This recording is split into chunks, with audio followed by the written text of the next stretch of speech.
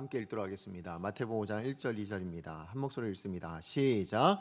예수께서 무리를 보시고 산에 올라가 앉으시니 제자들이 나온지라 입을 열어 가르쳐 이르시되 아멘. 네, 오늘 주신 말씀을 가지고 행복한 사람은 행복한 사람답게 삽니다 라는 제목으로 여러분과 말씀 나누기 원합니다. 이번 주부터는요 저희 마태복음의 산상수훈 중에서도 특별히 팔복을 좀 나누기를 원합니다. 우리 지난주에 이제 사무엘상이 끝났잖아요. 그래서 사무엘상 끝나고 사무엘하로 넘어갈까 했는데요, 사무엘하로 넘어가면 또 내년까지 계속 이어질 것 같아요. 네, 그래서 사무엘상에서 마무리하고 남은 우리 하반기 동안에는 마태복음 우리 신약으로 넘어가서 마태복음의 팔복을 한번 좀 살펴보고 묵상하려고 합니다. 자, 그래서 오늘 마태복음 5장 그 1절에서 2절부터 시작하게 되어집니다. 여러분, 대한민국 헌법 제2장 국민의 권리와 의무 제10조에 보면 이런 내용이 나옵니다. 모든 국민은 인간으로서의 존엄과 가치를 가지며 행복을 추구할 권리를 가진다. 그러니까 이 땅에 태어난 사람이라면, 특별히 대한민국에 태어난 사람이라면 누구나 자신의 행복을 추구할 권리가 있다. 그렇게 이야기를 하고 있죠. 권리를 주장하지 않더라도요, 아마 우리 중에 누구라도 행복해지기를 원하지 불행을 원하는 사람은 아무도 없을 거라 생각이 되어집니다. 하나님께서도 우리가 행복해지기를 원하지 않으실까요? 그죠? 우리 모든 사람들이 다 행복하게 살기를 그 누구도 원할 거라 생각을 합니다. 그래서인지 모르겠지만 거의 모든 사람들이 자신과 가족의 행복을 추구하며 꿈꾸며 그렇게 살아가는 것 같습니다. 아침에 눈을 뜨자마자 저녁에 잠을 잘 때까지 행복하기 위해서 끊임없이 매일매일을 살아가고 있는 것이 우리의 인생이다라고 해도 과언이 아닙니다. 그런데 문제가 있습니다. 어떤 문제인가 하면 그렇게 행복을 쫓아가는 우리의 삶이 그리 행복하지 않다는 데 있다는 거예요. 행복을 추구하고 살아가는 우리의 삶의 그 모든 삶의 현장이 행복하지 않더라. 이게 우리의 문제라는 것입니다. 여러분, 행복하십니까? 어떠세요? 여러분의 하루하루가 이렇게 늘 행복하고 기쁘고 즐겁고 그렇게 살아가십니까? 행복하기 위해서 열심히 공부를 합니다. 우리 아이들은 행복하기 위해서 좋은 지위를 얻으려고 열심히 노력하기도 합니다. 행복하기 위해서 우리 많은 가장들은 돈을 벌려고 노력합니다. 자, 그런데 그렇게 사시는 여러분은 행복하신가요? 정말로 행복하십니까? 여러분이 추구하시는 지식이, 여러분이 추구하는 어떤 지위가, 여러분이 추구하는 그 돈이 여러분에게 행복을 주던가요? 물론 많이 가지게 되면요, 정말 많이 가지게 되면 한순간 행복할 수 있는 것 같아요. 한순간 기쁘고 즐거울 수 있습니다. 그러나 그야말로 일시적이지 않을까라는 생각을 해보게 됩니다. 그래서 전도서 1장 2절 말씀에 우리가 잘 아는 솔로몬 왕이 이런 고백을 합니다. 우리 같이 한번 읽어봅니다. 시작. 전도자가 이르되 헛되고 헛되며 헛되고 헛되니 모든 것이 헛되도다. 네, 지금 사실은 이 솔로몬 왕은요, 우리가 추구했던 이 세상에서 추구하고 있는 그것, 우리 행복을 위해서 추구하는 지식이면 지식, 지위면 지위, 돈이면 돈, 이 모든 것을 가장 많이 누렸던 사람이라고 저는 생각합니다. 자, 그런데 그 모든 것을 다 누려봤던 바로 그 솔로몬 왕이 자전적으로 고백했던 말이 뭐라고요? 모든 것이 헛되다예요. 그냥 헛된 정도가 아니라 헛되고 헛되며 헛되고 헛되다. 지금 그렇게 이야기를 하고 있습니다. 결국은 세상이 주는 것으론 행복을 가질 수가 없더라. 세상이 주는 것으론 만족할 수 없더라. 그런 이야기를 하고 있어요. 맞아요. 우리가 가질 수 있고 우리가 할 수 있는 이 모든 것들로는 사실은 행복을 가질 수가 없습니다. 자, 그렇다면 아니 그럼 목사님, 행복을 어떻게 가질 수 있습니까? 아니 그럼 어떻게 우리가 행복해질 수 있습니까? 이런 질문이 생길 수 있잖아요. 자, 그런데 오늘 본문의 상상설교 중에요, 특별히 첫 번째 보면 이 팔복 안에서 예수님 바로 그 행복에 대한 이야기를 하고 계신다는 것을 우리는 발견할 수 있습니다. 심령이 가난한 자는 복이 있나니로 시작해서 복이 있나니, 복이 있나니 이렇게 전부 8번에 걸쳐서 지금 복이 있다라는 이야기를 하고 있어요. 그래서 우리가 팔복이라고 이야기를 하지 않습니까? 자, 그런데 여기 나오는 복이 있나니 라고 이야기할 때 이 복은요, 헬라어로 마카리오스라는 말입니다. 마카리오스. 자, 그런데 이 말이 헬라어잖아요. 그리스어란 얘기예요. 자, 그런데 그리스 고전에서는 이 말을 언제 사용했냐면 신들의 상태를 표현할 때 이 말을 사용했습니다. 자, 무슨 얘기냐면, 자, 그러니까 지금 예수님께서 이 말을 사용하실 때 원래 고전에 있는 그 말을 따오셔서 하신 말이란 말이에요. 자, 그런데 이 말씀에 보면 심리적으로 이 말의 의미가 뭐냐면 심리적으로 행복한 상태, 물질적으로 복된 상태, 그걸 뛰어넘는 어떤 상황, 그것을 모든 것을 다 뛰어넘을 수 있는 그런 행복, 그걸 이야기하는, 다시 얘기해서 신들의 나라에서나 누릴 수 있는 행복, 그 단어를 차용해서 지금 예수님께서 복되다, 복이 있나니 지금 그렇게 이야기를 해주고 있다는 얘기입니다. 무슨 얘기예요? 이 행복이라는 것은 결국 무슨 얘기입니까? 하나님 나라에서나 누릴 수 있는 행복이다. 지금 그 얘기 해주는 거예요. 하나님 나라에서 하나님의 백성들만이 누릴 수 있는 바로 그 행복을 지금 예수님께서 말씀해 주고 있습니다. 이 행복을 지금 예수님께서 자기를 따르는 무리들에게 이야기해 주고 계시는 거예요. 자, 여기 지금 팔복에 대한 이야기가 나오는데, 자, 여기 따르는 무리들에 대한 이야기를 하려면 먼저 이 팔복의 배경이 되는 배경을 좀 설명드리고 싶습니다. 자, 팔복의 이 배경이 뭐냐면, 이 가르침에 대한 배경은 뭐냐면 한 장 앞서에 나오는 마태복음 4장을 보시면 알 수 있어요. 자, 마태복음 4장은 뭐냐면 예수님의 공생의 시작을 알려주는 말씀이에요. 예수님의 생애가 어떤지 아시죠? 이 땅 가운데 태어나셔서 30년 동안 갈릴리 나사렛이라는 동네에서 몫으로 사셨습니다. 자, 그런데 그리고 나서는 세례 요한에게 30세가 되었을 때 세례 요한에게 세례를 받아요. 그리고는 마귀에게, 사단에게 이끌려서 광야로 들어가게 됩니다. 광야로 들어가서 거기서 40일 동안 금식을 하시고 난 이후에 그 사단에게 3가지 시험을 받게 됩니다. 자, 그런데 그 3가지 시험을 우리가 다 아시다시피 뭐예요? 예수님께서 다 이겨내시죠. 다 그것을 승리합니다. 그리고 사단을 물리칩니다. 자, 그리고는 나오셔서 가버나움이라는 동네로 들어가셔서는 가장 먼저 말씀을 가르치는 선포, 그 말씀으로 이제 사역을 시작하시거든요. 자, 그게 마태복음 4장 17절 말씀이에요. 우리 같이 한번 읽어봅니다. 시작. 이때부터 예수께서 비로소 전파하여 이르시되 회개하라 천국이 가까이 왔느니라 하시더라. 예, 지금 예수님께서 처음 말씀을 전하셨는데요. 가장 먼저 말씀을 전하셨을 때 그 첫 번째 말씀이 뭐였습니까? 이르되 회개하라 천국이 가까이 왔느니라. 자, 무슨 얘기예요? 예수님께서 공생애를 시작하시면서 가장 먼저 가르치신 말씀이 뭐냐면 회개하라 천국이 가까이 왔느니라. 결국은 예수님의 공생애의 중심이 뭐라는 거예요? 하나님의 나라를 전하는 거라는 거예요. 그러니까 예수님의 공생애의 그 사역의 포인트가 어디 있느냐? 하나님의 나라, 천국을 전파하는 것, 천국을 전하는 것, 천국이 가까이 왔다라는 것을, 이 나라에 도래했다라는 것을 알려주시는 것, 그게 예수님 사역의 포인트였다라는 것입니다. 자, 그리고 예수님은 그 하나님의 나라가 가까이 왔음을 알리시기 위해서, 그것을 가르치시기 위해서, 증거하시기 위해서 여러 가지 사역들을 하셨는데요. 그 대표적인 사역이 무엇인가 하면 23절, 마태복음 4장 23절에 나옵니다. 같이 한번 읽어봅니다. 시작. 예수께서 온 갈릴리에 두루 다니사 그들의 회당에서 가르치시며 천국 복음을 전파하시며 백성 중에 모든 병과 모든 약한 것을 고치시니. 예, 여기 보면 예수님의 사역에 대해서 나오는데요. 여러 사역들이 있었지만 특별히 대표적인 3가지 사역에 대한 이야기가 나옵니다. 자, 첫 번째 사역이 뭐예요? 가르치시는 것이었어요. 가르치시는 것. 두 번째는 뭡니까? 천국 복음을 전파하시는 것이었습니다. 세 번째는 뭐예요? 병과 약한 것을 고치시는 것이었습니다. 이 3가지 사역을 통해서 예수님은 공생애에 하나님의 나라를 선포하는, 그것을 선포하는 데 있어서 필요한 3가지 3대 사역이었다, 그렇게 얘기할 수 있어요. 자, 그런데 예수님께서 이런 3대 사역을 하면서 그걸 경험한 사람들이 있잖아요. 근데 그 사람들이 그걸 경험하면서 굉장히 많이 놀랬던 것 같습니다. 왜냐하면 예수님께서 가르치시는 그 하나님의 나라, 그걸 분명히 선포하셨잖아요. 근데 그 선포하시는 그 하나님의 나라에 대한 가르치심 속에서 또 천국 복음을 통해서, 그리고 예수님이 고쳐주시는 그 병과 약한 것을 고쳐주시는 그 사역들을 통해서 정말로 하나님의 나라가 임하고 있구나라는 것이 느껴지기 시작한 거예요. 그것이 체험되어지기 시작한 거예요. 그러다 보니까 그 예수님에 대한 사역이 삽시간에 동네방네에 소문이 나기 시작했습니다. 어느 정도였는가? 자, 마태복음 4장 24절에서 25절 말씀이에요. 같이 한번 읽어봅니다. 시작. 그의 소문이 온 수리아에 퍼진지라 사람들이 모두 앓는 자 곧 각종 벽에 걸려서 고통당하는 자, 귀신 들린 자, 간질하는 자, 중풍병자들을 데려오니 그들을 고치시더라. 갈릴리와 데가볼리와 예루살렘과 유대와 요단강 건너편에 수많은 무리가 따르니라. 아멘.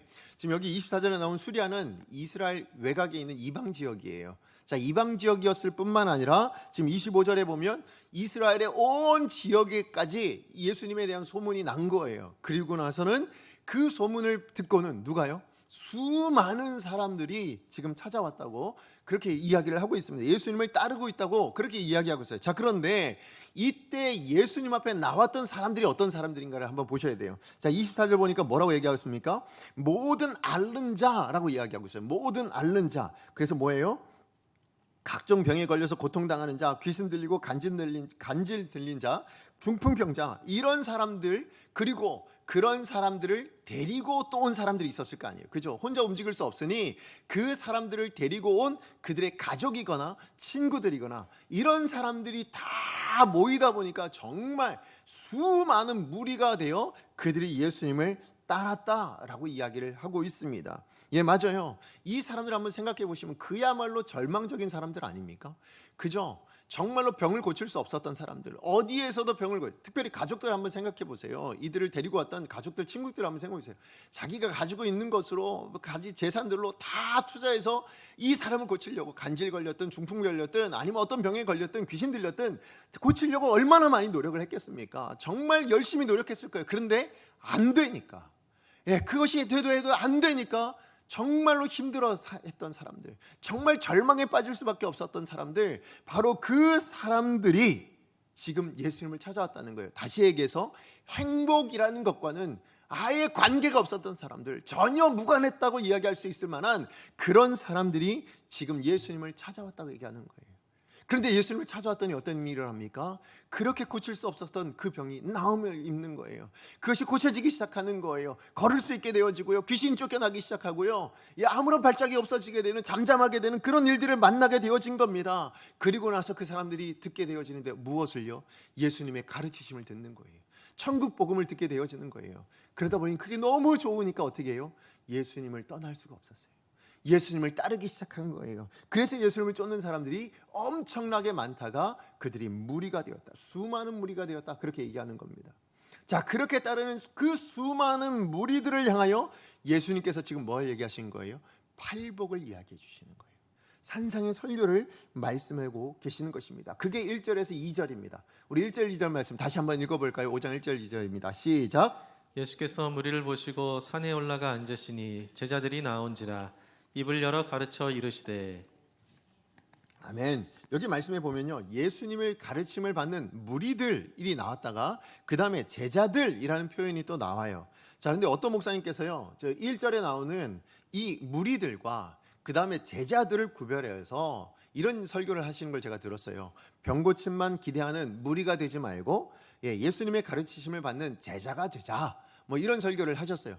굉장히 의미 있는 말이라고, 저는 의미 있는 설교라고 생각을 합니다. 하지만 저는 생각이 조금 달라요. 무슨 생각이냐면, 저는 예수님을 따랐던 그 수많은 무리들을 제자들이라고 다시 불렀다라고 저는 생각을 합니다. 자, 무슨 의미냐면, 지금까지는 수많은 무리로 따라왔지만 그러나 그들이 예수님의 가르침을 받아 제자들이라고, 저는 이 무리나 이 제자들이 같은 말이라고 저는 생각을 해요. 왜냐하면 그 목사님의 설교대로라면 병고침만을 기대하는 무리였다면, 여러분 한번 생각해 보세요. 병고침을 바랬던 사람들이 병고침을 받았어요. 자, 그러면 어떻게 했을까요? 집으로 돌아가지 않았을까요? 예수님을 따랐을까요? 아니요. 저는 병고침만이 목적이었다면, 그러면 저는 병고침 받았으니 이제 뭐예요? 여러분 병원에 가서 병고침을 받고요, 병원에 계속 사실 거예요? 거기가 좋다고?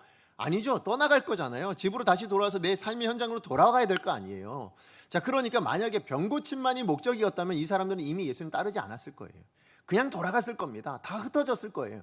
자, 그런데 그 병고침을 받았던 그 사람들도 예수님을 따랐어요. 왜 따랐을까요? 가르침을 받기 위해서요.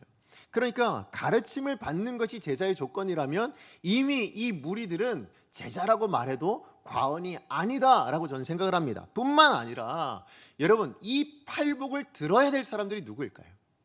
이 팔복을 들어야 될 사람들이 바로 이 무리들 아닐까요? 왜요? 이 무리들이야말로 행복이랑 관계가 없는 사람들이었으니까요. 이 무리들이야말로 정말로 행복이라는 상관이 없었던 바로 그런 사람들이었기 때문에 예수님이 그 행복을 알지 못했던 그들을 향하여 뭘 설교하시는 거예요? 행복이 이것이다, 행복한 삶이란 이런 것이다라는 것을 알려주시기 위해서 그 말씀을 전하시는 거잖아요. 자, 그러니까 저는 이 설교를 듣는 바로 그 무리들이 바로 예수님의 제자들이라고 저는 생각을 합니다. 자, 그런 의미에서 보면 이 팔복은요, 절대로 믿지 않는 자가 들을 말씀이 아니라는 거예요. 그렇죠?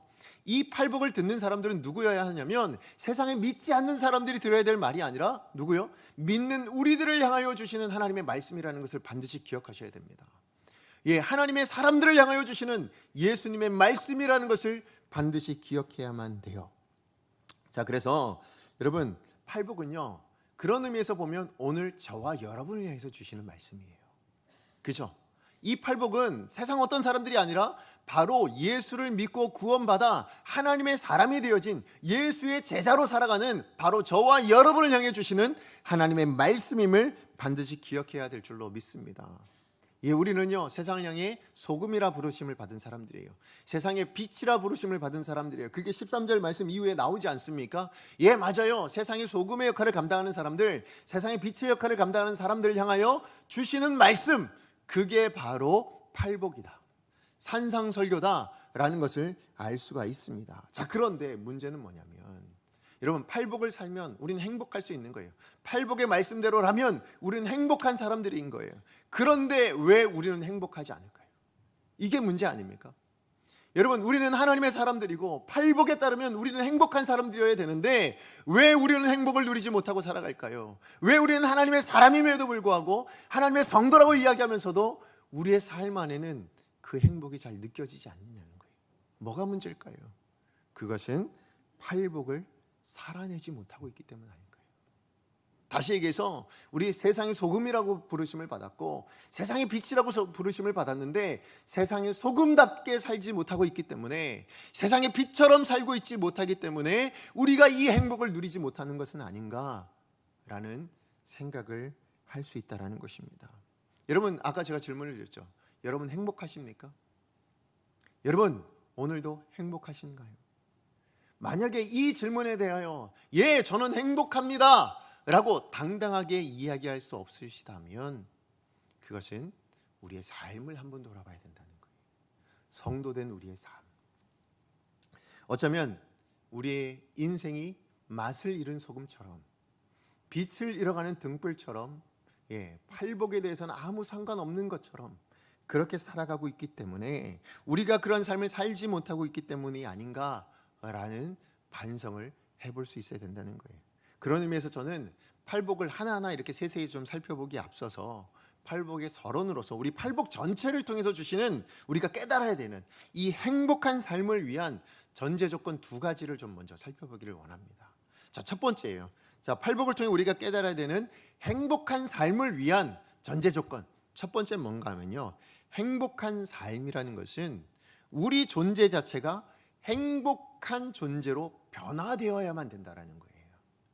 예, 우리가 행복한 존재가 되어야 행복한 삶을 살아갈 수 있다라는 것입니다. 자, 무슨 얘기냐면 제가 조금 전에 말씀드렸지만 예수님을 따르던 그 무리들이 어떤 사람들이었다고요?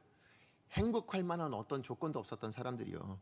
세상적으로 보자면 정말 행복할 만한 어떤 조건도 없는 사람들이에요. 가난하고 병들어서 그 어떤 것으로도 고칠 수 없었던 절망적인 사람들 뿐만 아니라 여러분, 이스라엘 사회 안에서는요, 간질, 중풍병 아니면 한센병 이런 병들은요 전부 다 뭐예요?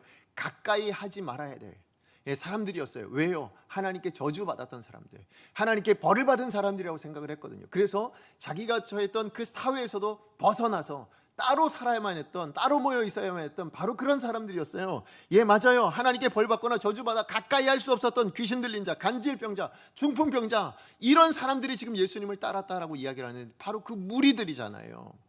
자, 그러고 보면 정말로 세상 안에서는 행복을 찾을 수 없었던 사람들, 그러고 보면 이 사람들이 바로 오늘 우리들 아닌가요? 그죠? 이 세상 안에서는 행복을 찾을 수 없는 사람들, 이 세상의 것으로는 행복을 누릴 수 없는 사람들, 그게 이 세상에 있는 사람들뿐만 아니라 오늘 이 땅을 살아가고 있는 우리들의 모습과도 별반 다르지 않다라는 것을 알 수 있습니다. 자, 그런데 예수님께서는요 바로 그 행복할 만한 어떤 조건도 없는 조건 가운데 살아가는 이 무리들을 향하여 뭐라고 얘기하십니까? 팔복을 이야기해 주신다는 거예요. 자, 그런데 여기 팔복에 대해서요 특별히 반복적으로 나오는 단어가 있죠. 반복적으로 나오는 게 뭡니까? 어떤 거예요? 뭐뭐 하는 자는 복이 있나니. 바로 그 단어죠. 예, 심령이 가난한 자는 복이 있나니, 애통하는 자는 복이 있나니, 온유한 자는 복이 있나니, 의에 줄이고 목마른 자는 복이 있나니, 예, 이 말이 반복되어져 나옵니다. 자, 그러고 보면 이 말씀을 우리가 한글 성경 그대로 읽어보면 뭐예요? 예, 심령이 가난하면 복을 받을 수 있습니다. 예, 애통하면 복을 받을 수 있습니다.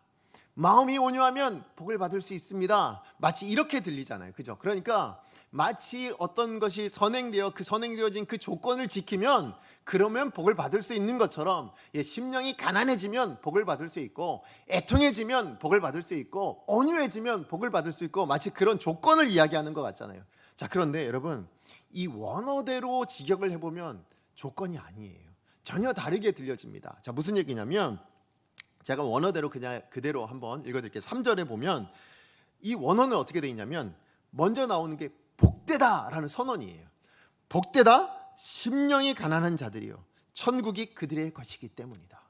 이렇게 해석할 수 있어요. 4절은 어떻게 되냐면 복되다, 애통한 자들이요, 그들이 위로를 받을 것이기 때문이다. 5절은요, 복되다, 온유한 자들이요, 그들이 땅을 기업으로 받을 것이기 때문이다. 이렇게 해석이 될 수 있는 거예요. 결국 뭐예요? 뭐가 먼저 선언이에요?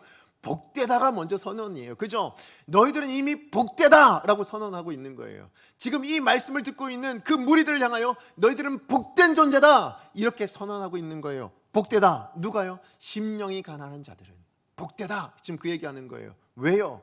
천국이 그들의 것이니까. 지금 그 얘기하시는 겁니다. 예, 맞아요. 다시 말해, 천국이 심령이 가난한 자들에게 이미 주어졌기 때문에 어떤 사람이라고요? 행복한 사람, 복된 사람이다. 지금 그렇게 이야기를 하는 겁니다. 이미 행복한 존재이고 이미 행복한 상태가 되었다. 지금 그 얘기하는 거예요. 그래서 복되다, 너희는 복된 존재이고 복된 상태야. 지금 그걸 먼저 선언해 주신다는 거예요. 두 번째도 마찬가지예요. 복되다, 애통한 자들이여, 너희는 이미 복된 거야, 애통한 사람들아. 왜? 너희에겐 위로가 있을 것이니까. 다시 얘기해서 이미 복된 존재이고 이미 복된 상태이기 때문에 그 행복한 존재가 되었으니 행복을 누릴 이유를 가지게 된다, 그 얘기인 거예요. 행복을 누릴 만한 그 조건이 너에게 찾아온다. 지금 그 얘기를 해주고 있는 것입니다. 예, 그러니까 다시 한번 우리 먼저 뭐가 되어야 된다고요? 행복하다. 너희는 행복한 존재야, 행복한 상태야. 이걸 먼저 예수님이 선언해 주신다라는 것입니다. 이걸 또 어떻게 알 수 있냐면 여러분, 팔복의 처음과 끝을 통해서도 알 수 있어요. 여러분, 팔복의 처음이 뭡니까? 심령이 가난한 자는 복이 있나니 그들이 천국이 뭐예요? 천국이 그들의 것이며, 이 얘기 나오잖아요. 그죠? 8번째는 뭡니까? 의에 줄이고 목마른 자는 뭐가 있어요? 복이 있나니 천국이 그들의 것임이라. 또 똑같은 이야기를 하고 있어요. 예, 맞아요. 자, 여기 나오는 천국이 그들의 것이며 천국이 그들의 것이다. 둘 다 뭐예요? 천국이 주어지고 있는 게 공통점이에요. 첫 번째 복이나 8번째 복이나 천국이 주어지고 있어요. 자, 그런데 여기에 나오는 천국이 그들의 것이미요 라고 할 때 여기 동사가 쓰였잖아요. 자, 천국이 그들의 것임이라 라는 동사가 쓰였어요. 똑같은 동사가 쓰였거든요. 뭐뭐이다 라는 동사가 쓰였어요. 이 뭐뭐이다가 뭐냐면 에스틴이라는 헬라어로 쓰여졌습니다. 에스틴, 뭐뭐뭐뭐이다, 이런 말이에요. 근데 여기서 중요한 건 뭐냐면 시제예요, 시제. 자, 이 시제가 뭐냐면 천국이 그들의 것임이다라고 얘기할 때 이 시제가 과거도 아니고 미래에 되어질도 아니고 뭐라고 되어 있냐면 현재 시제로 되어 있어요. 무슨 얘기예요? 천국이 지금 임해 있다는 상태예요. 천국이 지금 그들의 것이 되었다. 이미 그렇게 되어 있어요. 우리는 마치 천국을 어떻게 생각합니까? 죽어야만 갈 수 있는 나라. 그죠? 예수 그리스도를 믿고 죽어야 누릴 수 있는 천국이라고 생각하는데 지금 예수님은 그렇게 말씀하지 않으세요. 천국은 이미 지금 너희에게 임해져 있다. 지금 그 얘기하는 거예요. 천국의 현재성에 대해서 이야기를 해주고 있는 것입니다. 그러니까 팔복의 첫 번째인 이 심령이 가난한 사람으로부터 시작해서 8번째인 의를 위해 박해를 받는 그 사람들까지, 팔복에 속한 모든 사람들은 이미 뭐라고요? 천국이 현재 누려지는 상태에 있는 사람들, 천국이 지금 누려진, 임하여 있는 바로 그런 존재들이다. 지금 그것을 알려주고 있는 것입니다. 그런데 제가 아까 조금 전에 말씀드렸듯이 이 무리들이 어떤 사람들이었다고요?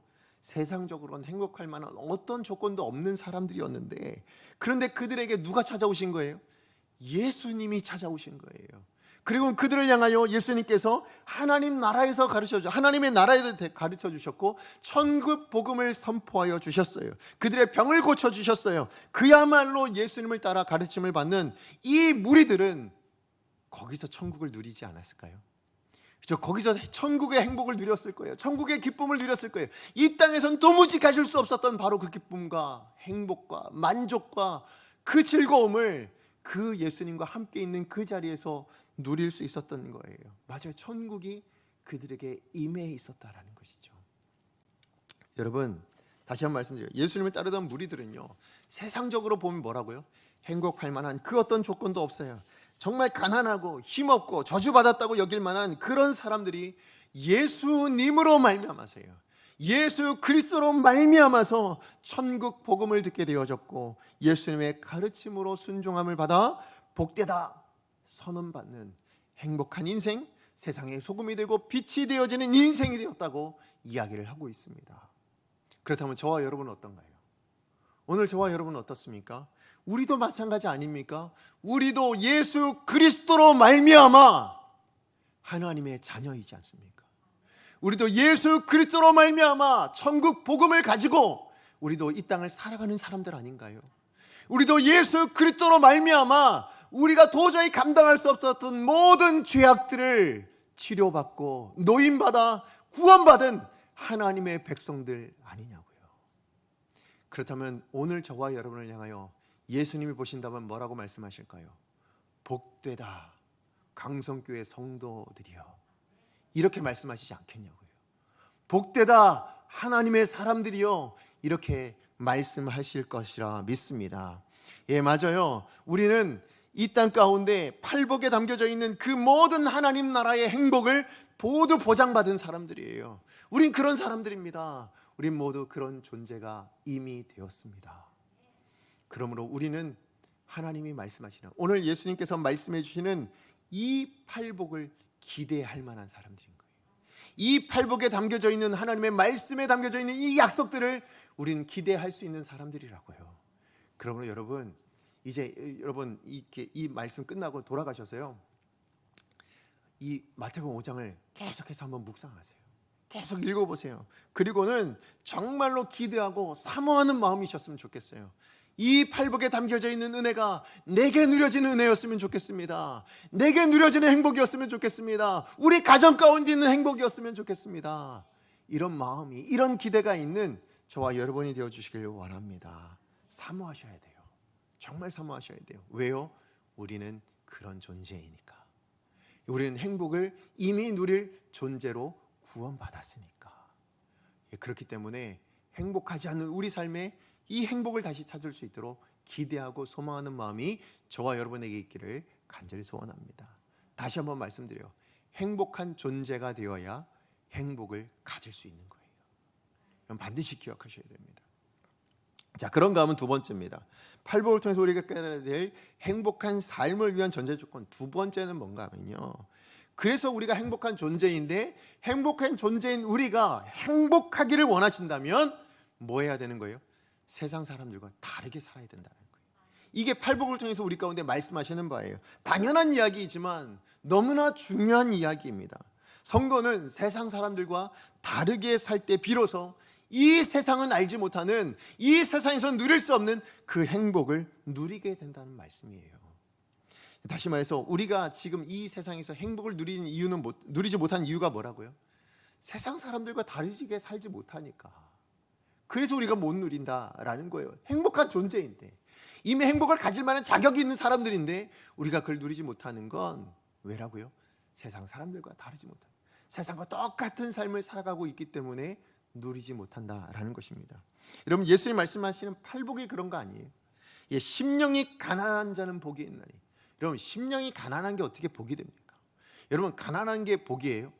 저는 그렇게 생각하지 않습니다. 가난하면 불편합니다. 그렇지 않아요?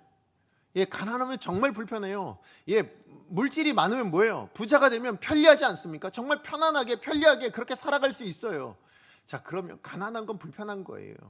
예, 부족한 거예요. 없는 거예요. 그거는 결코 좋다라고 말할 수만은 없는 것입니다. 또 여러분, 애통하는 게 좋은 거예요?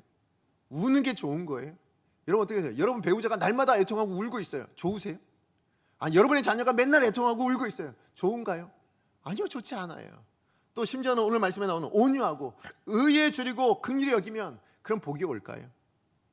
여러분 정말로 이 세상을 살아갈 때 의롭게 한번 살아보세요. 정말 그 온유하게 긍휼을 베풀면서 그렇게 한번 살아보세요. 정말 복이 올까요? 아니요, 세상 사람들은 뭐라고 얘기할까요? 이런 바보같이 살고 있냐, 손가락질하지 않을까요? 오히려 그런 것 때문에 핍박을 당하고 정말 그런 것 때문에 어려움도 당하게 되어질 겁니다. 그래서 마태복음 5장 11절 12절에 이런 말씀을 하세요. 예수님께서. 우리 같이 한번 읽어봅니다. 시작. 나로 말미암아 너희를 욕하고 박해하고 거짓으로 너희를 거슬러 모든 악한 말을 할 때에는 너희에게 복이 있나니 기뻐하고 즐거워하라. 하늘에서 너희의 상이 큼이라. 너희 전에 있던 선지자들도 이같이 박해하였느니라. 예, 하늘에서 너희의 상이 큽니다 라고 얘기합니다. 그럼 이 땅에서 뭐예요? 박해당한다는 거예요. 욕한다는 거예요. 거슬림을 받는다는 거예요. 예, 우리는 그렇게 살아갈 수 있다라는 거예요. 어떻게 살 때? 의롭게 살 때요. 온유하게 살 때요. 심령이 가난하게 살 때요. 애통하게 살 때요. 세상은 그렇게 우리를 향하여 그렇게 이야기한다는 거예요. 여러분 복되다 말할 수 있나요? 아니요, 그걸 가지고 복되다고 말할 수 있는 사람은 없어요. 그런데 오늘 예수님께서는 뭐라 하냐면 그런 삶을 세상에서 이야기하는 그런 가치관과 다르게 살면 행복하다, 복되다, 지금 그렇게 선언하고 계신다라는 것입니다. 무슨 얘기예요? 세상과 다른 가치관을 가지고 세상과 다른 기준을 가지고 살아갈 때 비로소 하나님 나라에서 누릴 수 있는 바로 그 행복, 그 상급을 이 땅에서도 누릴 수 있다, 이 땅에서도 가질 수 있다, 그렇게 지금 말씀하고 있는 것입니다. 그래서 팔복을 통해서 이어지는 그 말씀을 통해서 지금 팔복에 그 다음에 이어지는 말씀을 통해서요, 우리는 세상에 다른 존재라는 것을, 다르게 살아야 될 존재라는 것을 분명하게 다시 한번 말씀해 주세요. 우리 13절 말씀이요, 같이 한번 읽어봅니다. 시작. 너희는 세상의 소금이니 소금이 만일 그 맛을 잃으면 무엇으로 짜게 하리요. 후에는 아무 쓸데 없어 다만 밖에 버려져 사람에게 밟힐 뿐이니라. 예, 우리를 향해서 예수님 뭐라고 말씀하신다고요? 너희는 세상의 뭐라고요? 소금이니. 예, 우리는 세상과 다른 존재라는 거예요. 부패한 존재. 예, 그게 세상이잖아요. 썩어져가는 것이 세상이라고 얘기합니다. 그런데 그 세상에 썩어져가는 것, 그 세상의 부패를 막아낼 존재, 그게 바로 저와 여러분, 하나님의 사람들, 소금의 역할, 그게 바로 저희라고 지금 이야기를 하고 있는 거예요. 그게 우리의 사명인 거예요. 그런데 그런 세상의 소금이 되어 살아내야 될 우리가 세상과 똑같은 가치관을 가지고 똑같은 삶을 살아낸다면 예수님 뭐라고 얘기하실까요? 오늘 있는 말씀에 보면 맛을 잃은 소금이죠. 맛을 잃은 소금은 어떻게 된다고요? 세상 사람들에게 밟힐 뿐이래요. 세상 사람들에게 무시당할 뿐이에요. 오늘날 여러분, 교회가 왜 세상 안에서 욕을 먹을까요? 왜 모든 성도들이 세상에서 더 많은 욕을 먹으며 그렇게 살아갑니까? 우리가 더 많은 잘못들을 범해서예요. 우리가 세상 사람들보다 더 악한 일들을 행해서일까요? 저는 그렇게 생각하지 않습니다. 뉴스를 한번 보세요. 여러분, 믿는 사람들의 뉴스가, 악한 뉴스가 많이 나와요. 믿지 않는 사람들의 악한 뉴스가 많이 나와요. 믿지 않는 사람들의 악한 뉴스가 훨씬 더 많아요. 그런데 왜 유독 믿는 사람이, 목사나 아니면 어떤 성도나 어떤 사람들이 범죄를 하면 그독 세상 사람들이 손가락질하며 그렇게 뭐라고 할까요? 왜 그렇게 우리를 비판하고 있을까요? 그것은 그 사람들도 기대가 있었기 때문인 거예요. 어떤 기대요? 우리랑은 다를 거란 기대요. 우리랑은 차원이 다른 삶을 살 거란 기대가 있는데 그 기대가 무너지니까 뭐가 되는 거예요? 욕을 하는 거잖아요. 그 기대가 다르니까, 그것이 무너지니까, 그러니까 손가락질하는 거 아닙니까? 여러분, 목사인 제가요, 여러분과 똑같이 살면 어떠시겠어요? 똑같은 것 추구하고요, 제가 부를 추구하고, 아니면 제가 명예를 추구하고, 아니면 제가 뭐 지위를 추구하고 맨날 그러고만 살아간다면 여러분 저를 향해서 뭐라고 하시겠어요? 왜 욕하지 않으실까요? 저는 욕하실 거라고 생각해요. 당연히 욕 먹을 만한 거라고 저는 생각합니다. 왜요? 제가 그래도 여러분과는 조금 다르다고 생각할 만한 목사란 직분을 가지고 있으니까, 하나님께서 목사란 사명을 허락하셨으니까 저는 그렇게 생각합니다. 여러분, 앤디 스탠디 목사님이 쓰신 부자로 살기보다 부유하게 살라라는 책이 있어요. 그 책에 이런 글이 나오는데 제가 한번 읽어드릴게요. 1세기 기독교의 트레이드 마크는 부가 아니었다. 당시 크리스천들은 가진 것이 별로 없었다. 그들의 트레이드 마크는 신학도 아니었다. 그들의 신학은 너무 이상해서 당시의 종교인들에게 배척을 당했다. 그들의 경쟁 우위는 바로 초월적인 연민과 나눔이었다. 그들은 가진 것이 적음에도 아낌없이 나누어 주었다. 그들은 연민은커녕 미움을 받으면서도 남들을 위해 자신이 가진 것을 기꺼이 풀어놓았다. 제가 이 말에 사실은 이 마지막 말에 제가 좀 이렇게 마음에 새겨진 게 있는데 뭐냐면 그들을 미워할 수는 있어도 무시할 수는 없었다. 예, 맞아요. 우리 신앙의 선배들, 그 1세기를 살아냈던 그 신앙의 선배들은요, 세상으로부터 미움은 받았어요. 그들의 신앙 때문에, 그들이 가지고 있는 그 신앙의 내용 때문에 미움을 받긴 했어요. 그러나 뭐는 받지 않았다고요? 무시를 받지는 않았다고요. 무시당하는 인생은 아니었다고요. 자, 그런데 오늘날 저와 여러분, 우리는 어떻습니까? 신앙인이라 함은 세상 가운데 그 신앙의 내용 때문에 미움은 받을 수 있어도 무시당하지 않는 인생, 그게 신앙인이에요. 그런데 오늘 우리의 삶, 여러분, 우리의 신앙, 우리의 어떤 내용들 때문에요, 우리의 신앙뿐만 아니라, 우리의 신앙 내용뿐만 아니라 하나님의 이름까지 무시를 당하고 있는 세상, 그게 오늘 우리들의 살고 있는 세상이 아니냐고요. 우리가 마땅히 누려야 될 행복, 그것을 누리지 못하는 것들도 있지만 오히려 우리들로 인해서요, 우리의 삶으로 인해서요, 하나님의 이름이 무시를 당하고 기독교의 신앙의 내용이 무시를 당하고 있는 이 세대를 우리가 살아가고 있습니다. 누가 그런 세상을 만들었을까요? 저와 여러분 아닙니까? 믿는 저와 여러분, 세상의 소금이라 얘기하고 세상의 빛이라고 이야기하는 우리가 온전히 그렇게 살아내지 못했기 때문에 하나님의 이름이 무시를 당하고 있고 하나님의 이름이 조롱을 당하고 있고 우리의 신앙의 내용이 무시를 당하고 있는 바로 이 세대가 되어지지 않았느냐라는 것입니다. 여러분, 마태복음 5장 46절 48절 말씀 우리 같이 한번 읽어봅니다. 시작. 너희가 너희를 사랑하는 자를 사랑하면 무슨 상이 있으리요? 세리도 이같이 아니하느냐? 또 너희가 너희 형제에게만 무난하면 남보다 더하는 것이 무엇이냐? 이방인들도 이같이 아니하느냐? 그러므로 하늘에 계신 너희 아버지의 온전하심과 같이 너희도 온전하라. 예수님이 팔복을 끝낸 이후에 산상수훈 가운데 또 하셨던 말씀이에요. 내용의 주제가 뭡니까? 다르게 살라는 거 아니에요? 그죠? 너희를 사랑하는 자를 사랑하면 무슨 상이 있냐? 세리들도 똑같이 하는 거 너희들 똑같이 하면 무슨 상관이 있냐? 너희는 좀 달라야 되지 않냐? 지금 그 얘기 하시는 거예요. 너희 형제에게만 무난하면 남들보다 더하는 게 뭐냐? 세상 사람과 다른 게 뭐냐? 이방인들도 똑같이 하잖아. 그런 삶을 살아서 되겠니? 그 얘기 하시는 거예요. 그러면서 마지막에 하신 말이 뭐예요?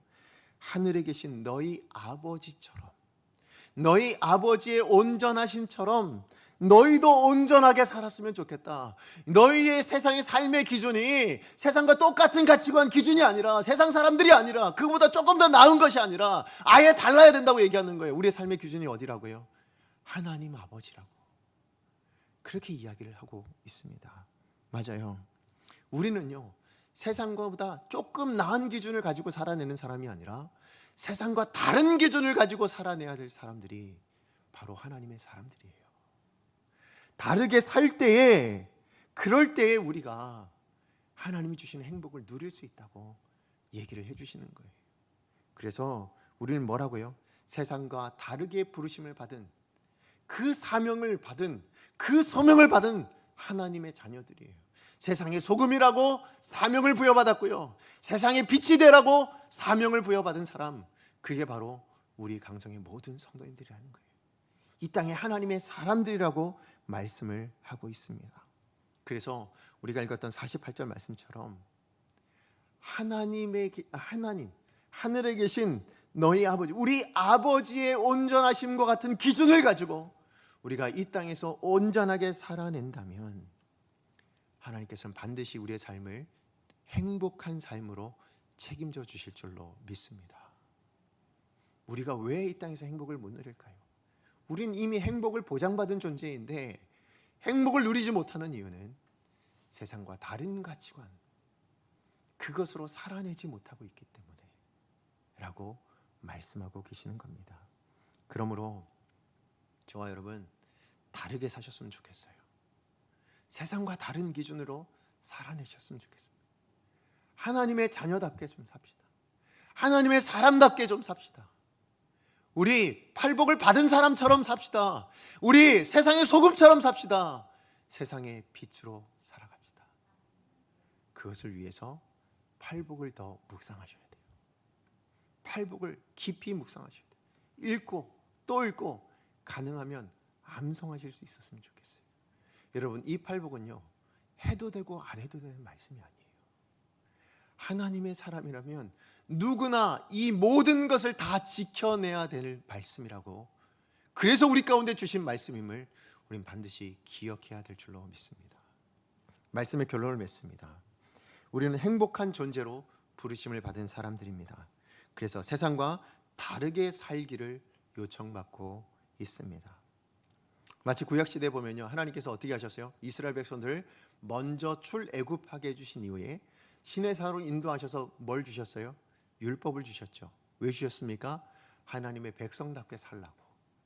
내가 구원해냈으니 구원받은 나의 백성답게 살라고 율법을 주신 것처럼, 오늘 예수님께서도요, 자기를 쫓는 그 수많은 무리들을 향하여 넌 이제 나로 말미암아 천국 복음을 들은 나의 백성, 나의 사람, 제자들이 되었으니 제자답게 살아내라 라는 말씀을 증거하시기 위해서 산상설교 팔복의 말씀을 주신 거예요. 그리고 너희의 존재는 그래서 복된 존재다. 그래서 이 말씀대로 살아내면 하나님이 약속하신 이 행복을 누릴 수 있다. 그걸 우리 가운데 말씀해 주고 있는 것입니다. 여러분은 하나님이 허락하신 행복을 보장받으신 분들이에요. 오늘 행복하게 사셔야 되는 사람들이에요. 그러려면 우리가 세상과 다른 기준을 가지고 하늘에 계신 우리 아버지의 온전하심에 대한 기준을 가지고 오늘 우리의 삶을 온전하게 살아내기로 결단하시는 저와 여러분이 되어주신다면, 그렇다면 오늘 하루가, 주어진 내일도, 여러분의 남은 평생이 하나님이 주신 행복으로 가득 채워질 줄로 믿습니다. 우리 시간에 말씀을 기억하면서 함께 찬양하기 원합니다. 오늘 우리 부를 찬양은요, 시선이라는 찬양이에요. 가사의 내용이 이렇습니다. 내게로부터 눈을 들어. 여러분, 더 이상 이 땅으로부터 이 땅만 바라볼 게 아니에요. 우리의 삶의 현실만 바라볼 게 아니에요. 나를에게서 눈을 들어서 주를 바라볼 때에, 우리가 주를 바라볼 때에, 하늘의 기준을 우리가 생각할 때에 주의 일을 볼 수 있다고 얘기합니다. 하늘의 꿈을 꿀 수 있다고 이야기합니다. 우리가 그 하나님을 느끼게 될 때 내 삶 안에 주의 역사가 되어지고 하나님이 일하기 시작하신다고 말씀하십니다. 하나님이 일하실 때 우리 삶 안에 무엇이 이루어질까요? 천국이 이루어지는 거죠. 하나님이 일하실 때 우리의 삶에 무엇이 누려질까요? 천국의 행복, 그 기쁨을 누려지게 될 줄로 믿습니다. 우리 기대하는 마음으로, 사모하는 마음으로 함께 찬양합니다. 시선입니다.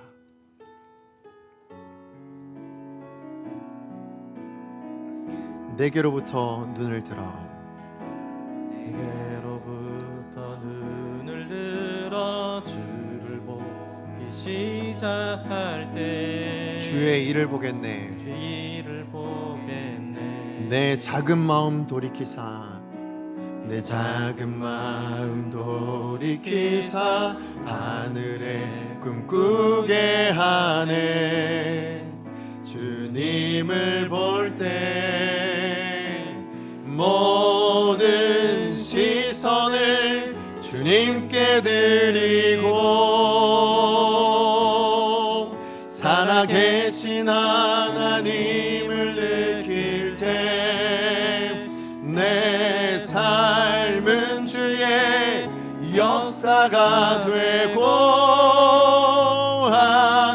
하나님이 일하기 시작하네.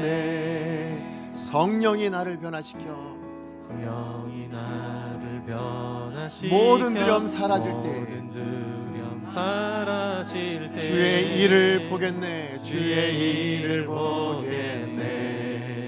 황폐한 땅 한가운데서, 황폐한 땅 한가운데서 주님 마음 알게 되리. 주님을 볼 때, 주님을 볼 때 모든 시선을 주님께 드리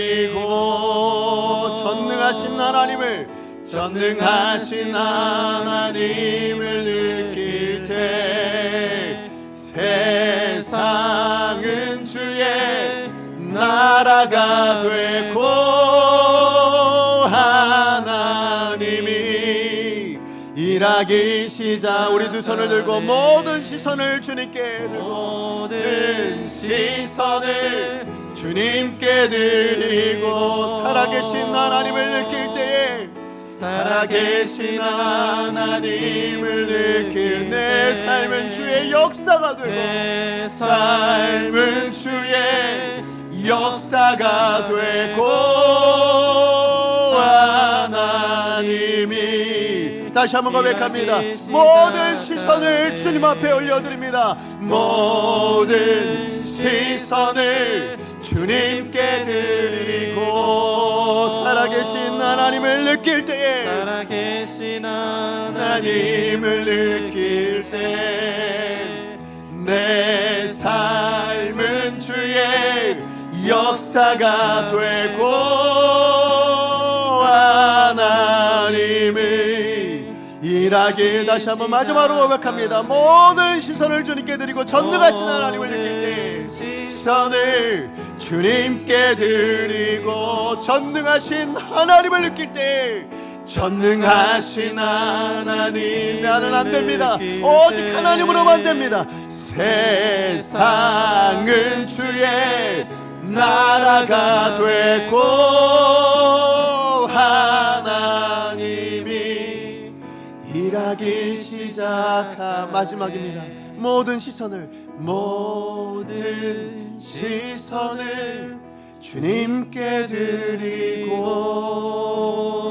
전능하신 하나님을 느낄 때 세상은 주의 나라가 되고